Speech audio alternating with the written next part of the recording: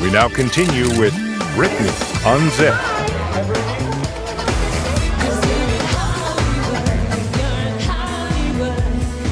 In case you were on Mars for the summer, let us show you the defining Britney moment of 2003.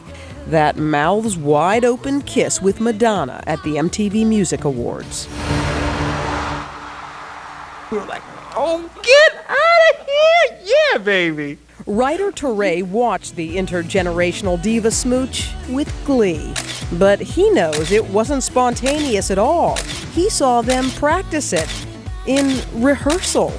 Did you notice any hesitancy on Britney's part? Was she? No, not really. Really? No, not really. It sure looked like a carefully crafted career move to titillate the audience and generate headlines. But when asked about it, Britney once again played the innocent. She told the British chat show hosts Richard and Judy that this kiss was just a kiss. This kind of faux lesbian chic. You know, what's the message? What? Well, see, it's puzzling to me because I feel that, like...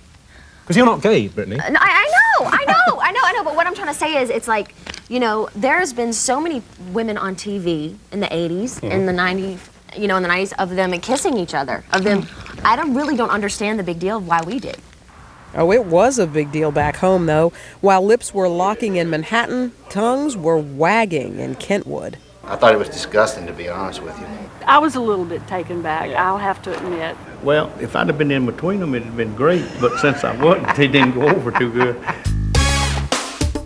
The folks in Britney's hometown hadn't seen the latest magazine photos of Britney, so of course, we showed them. First, we showed these two the cover of Esquire. All right, brace yourself. This is Go ahead. 1, 2, 3. Oh, my God. Good gracious. Then we showed them what was inside. But you see, a lot of kind of elder people going to resent that. Baptists, You know, especially. So it's probably not too surprising that Britney's childhood pastor is disappointed with the direction her career has taken. A lot of older girls and younger girls, it looked to her as an example in terms of how she dresses and so forth, and her, you know, dance steps and whatever. And I think a lot of that is suggestive, and as a result, I think it sets a very bad example. When we asked the pastor what he would say to Britney now, his answer was clear.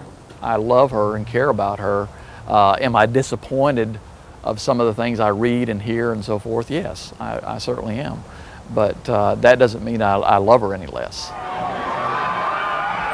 1,298 miles away in Times Square, we met up with a crowd of people who think Britney sets a fine example. She seems like a really good role model. She's really pretty and she's talented. I think she's showing that she's grown up a lot.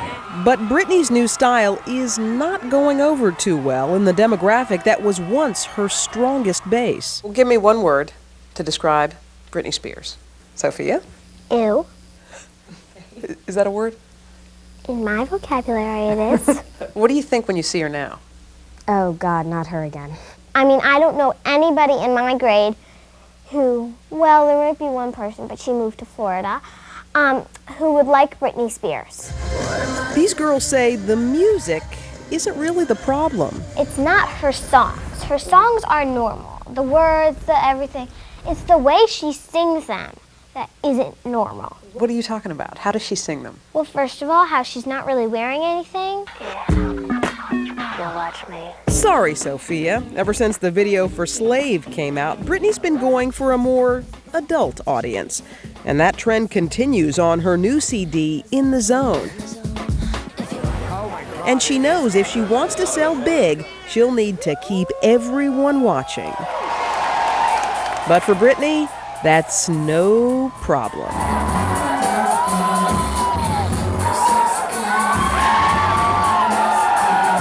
This is the 2 a.m. performance Britney gave just 3 weeks ago at a New York City nightclub.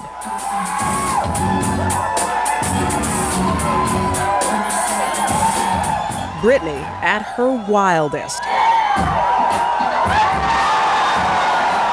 And the crowd was loving it.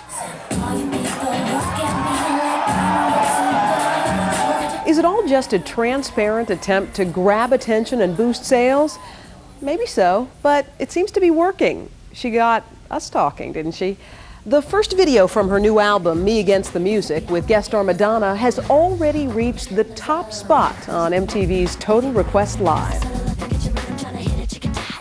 And as she promotes the album, Britney once again finds herself talking about things a lot of celebrities wouldn't, telling MTV last night about losing her virginity to Justin Timberlake. When you experience something that special and something so sacred, it's like so much more emotion goes into it.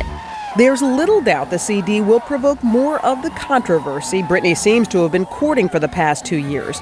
But writer Teray says we should all just relax and let Britney be Britney. She is inevitable.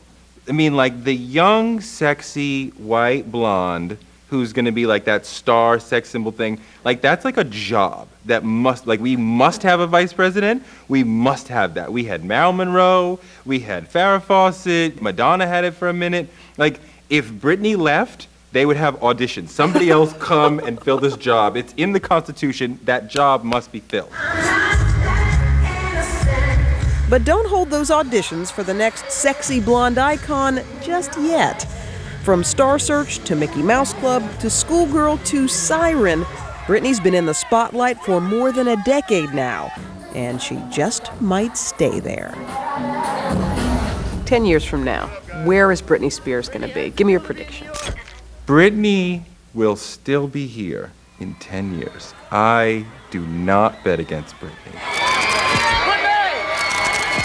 And the odds are pretty good that Britney Spears will be heading back to Hollywood. Her fans haven't seen much of her in the movies. She's had only one major role in a feature film, but she says she is now looking at a script she's pretty excited about. Her CD, In the Zone, will be in record stores next Tuesday, November 18th. That's all for this edition of Dateline Sunday. We'll see you again for Dateline Friday at 8/7 Central. I'm Stone Phillips, and for all of us at NBC News,